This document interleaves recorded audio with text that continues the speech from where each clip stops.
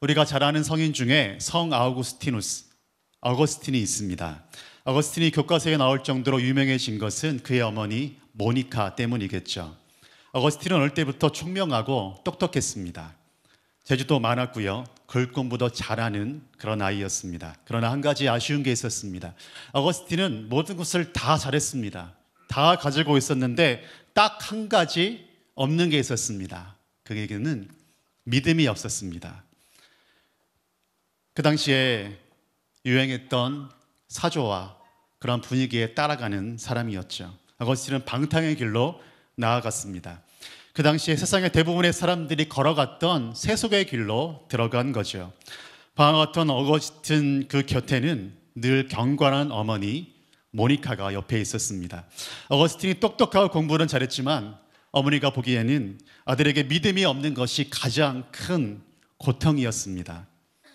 모니카는 아들이 어떻게든 회개하게 해달라고 하나님 앞에 눈물로 기도하며 10년이 넘도록 하나님께 기도했습니다. 10년 뒤에 응답이 됐을까요? 응답은커녕 더 향락의 길로 아들이 들어가기 시작했습니다. 기도 응답은 없고 아들 어거스틴은 고향 땅인 북아프리카를 떠나서 로마로 떠나고자 했습니다. 로마가 그 당시에 정치, 경제, 문화의 중심지였지만 또한 음란한 곳이었고 말할 수 없는 도덕적으로 부패한 곳이 바로 로마였기 때문이었습니다. 어머니 모니카가 이 젊은 아들이 로마에 가게 되면 얼마나 더 큰 죄악에 빠지게 될지 염려하는 마음으로 어떻게든 로마에 가지 못하게 하려고 간절히 기도했습니다. 그런데 어거스틴은 굉장한 악동이었나 봅니다. 어머니가 기도하는 동안에 몰래 배를 타고 빠져나와서 지중해를 건너서 로마까지 달아났지 뭡니까? 그러나 어머니는 낙심하지 않았고요. 아들이 있는 로마까지 쫓아가게 됩니다. 어거스틴은 밀란이라는 지역에 들어갔는데 그 밀란에서 그 당시에 가장 유명했던 목사님 암브로시우스 목사님을 만나게 되었고요. 아주 유명한 성경 본문인 로마서 13장의 유명한 말씀, 그 말씀을 대하게 됩니다. 밤이 깊고 낮이 가까웠으니 어둠의 일을 벗고 빛의 갑옷을 입자. 낮에와 같이 단정히 행하고 방탕하거나 술 취하지 말고 음란하거나 호색하지 말며 오직 예수 그리스도로 옷 입고 정령을 위하여 육신의 일을 도모하지 말라. 이 말씀을 통하여 주님을 만나고 거듭나게 되었습니다. 어머니가 모니카가 1, 2년 기도하고 응답받은 것이 아니었습니다. 자그마치 몇 년간 기도했습니까? 16년간이나 기도한 뒤에 결국 그 아들이 회개를 하고 돌아오게 된 것이죠. 아들의 주님을 만난 것이 너무나 기쁜 나머지 그 모자는 집에 돌아가기로 결정을 하고 나서 집에 돌아오는 길에 티벨 강가 한 여관에 묵게 되었습니다. 그런데 그 어머니는 그 여관에서 세상을 뜨게 되셨죠. 어머니는 세상을 떠났지만 어머니의 기도의 소원이 다 이루어진 거였어요. 결국 이 아들이 2000년 기독교 세상을 거의 지배했다고 볼 수 있는 가장 위대한 기독교의 교부가 된 것이 아니겠습니까? 어머니 모니카가 그 아들 어거스틴을 위해서 눈물로 기도한 것처럼 우리들도 자녀들의 구원 문제를 위해서 구체적인 목표를 가지고 눈물로 기도해야 되지 않겠습니까?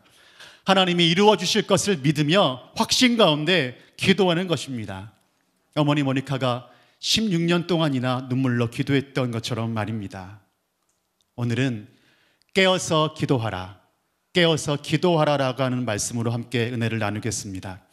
우리는 항상 쉬지 말고 기도하라, 범사에 감사하라라고 하는 기도의 말씀을 아마도 많이 들어봤을 것입니다. 시간 기도는 하는데 깨어서 기도하지는 못할 때가 많은 거죠. 우리는 아무런 생각도 없이 기도할 때도 많이 있는 겁니다. 졸면서 기도할 때도 있지요. 내가 무엇을 위해서 기도하고 있는지조차 모르면서 중언부언하면서 기도할 때도 있다고 하는 겁니다. 우리가 구체적으로 무엇을 위해 기도하는지 모릅니까? 오늘 저녁에 오신 분들은 무엇을 위해 기도하기 위해서 이 자리에 모였습니까? 바알의 선지자들과 영적 대결을 펼쳤던 엘리야를 여러분 기억하시죠?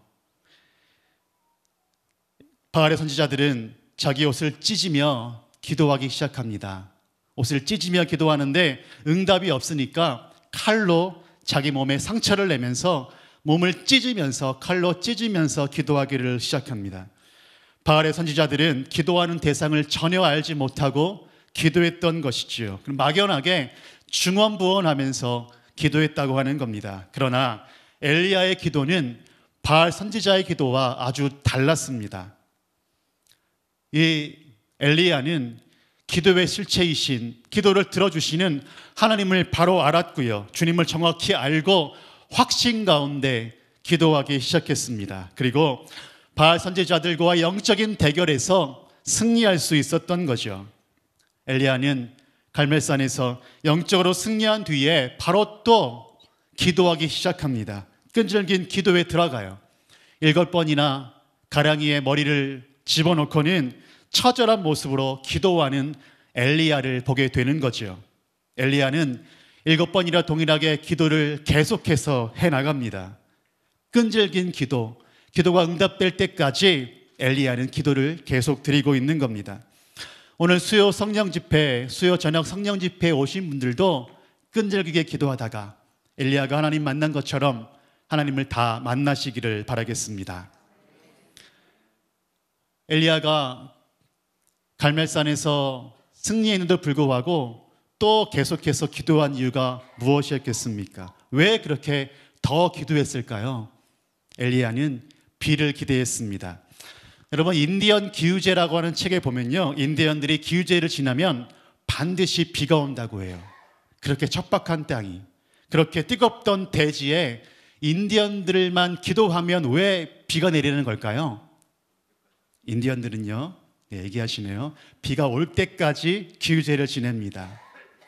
하찮은 부족 종교를 믿고 있는 인디언조차도 비가 올 때까지 기도하는데 왜 우리는 천지를 창조하시고 이 땅을 만드시고 지금도 운행하신 하나님을 믿지 못하고 기도하지 못하고 있는 겁니까?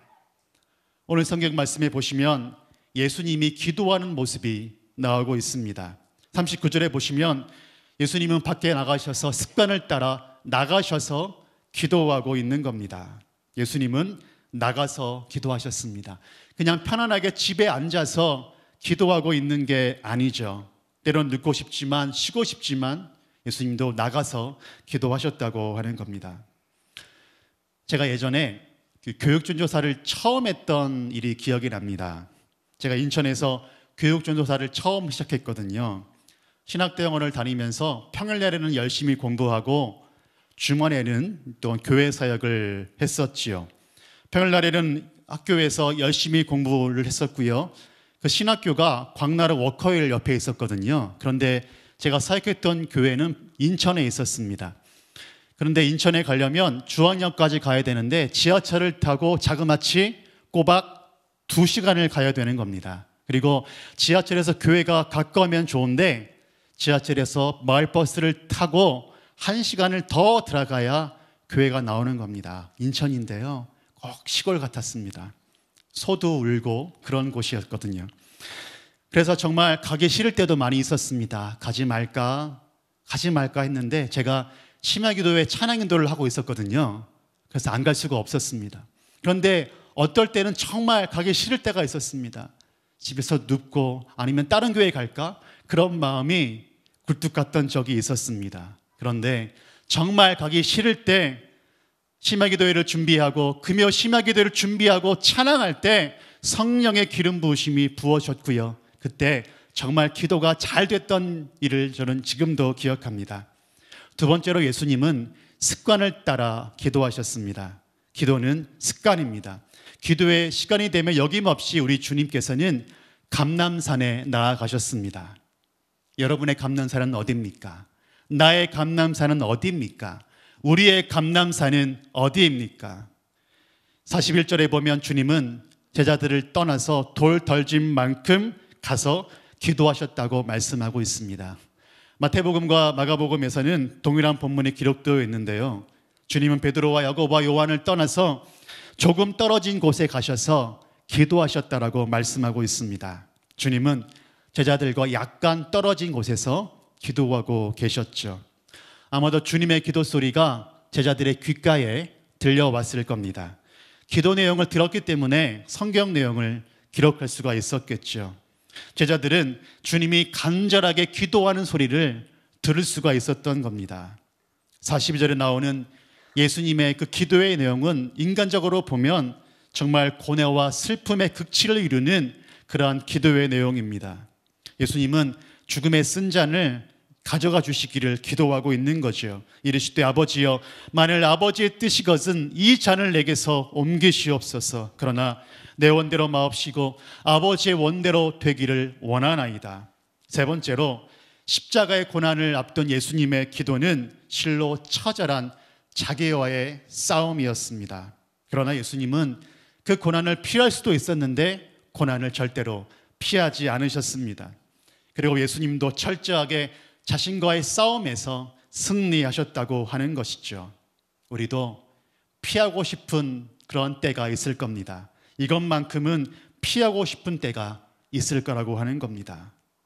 예수님은 그러나 그러한 십자가의 자리를 피하지 않으셨습니다. 그리고 기도하시죠. 그리고 예수님은 하나님의 뜻이 무엇인지 알고 기도하기 시작하셨습니다. 예수님은 항상 감람산에 올라가셨거든요. 감람산에 올라가셔서 날마다 주님을 배웠기 때문에 하나님 아버지의 뜻이 무엇인지 아셨던 것입니다. 우리도 이제 감람산에 올라가서 주님의 뜻이 무엇인지 알 수 있는 지혜가 필요한 시대를 살아가고 있습니다.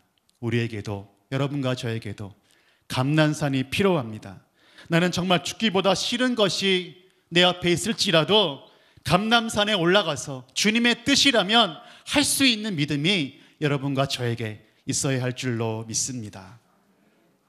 오늘 우리가 읽은 말씀, 누가복음 말씀을 종합해 보면 주님이 말씀하시는 것은 너희가 슬픈 중에 근심중에 있어서 쓰러져 있을지라도 잠자고 있는 것을 알겠으나 현실이 이렇게 심각한데 깨어서 기도할 수 없겠느냐라고 말씀하고 있는 겁니다.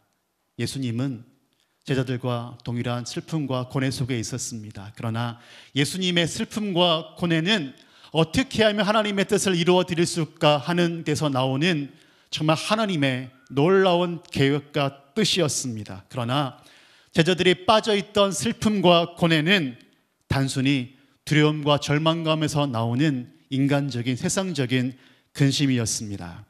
여러분 혹시 두려움과 걱정이 주는 슬픔 속에 빠져 있지는 않습니까? 너무나 지쳐서 기도해야겠는데 영적으로 잠들어 있는 분들은 없느냐 하는 것입니다. 그렇다면 오늘 주님이 우리에게 말씀하시는 그 말씀에 경청할 수 있기를 바랍니다.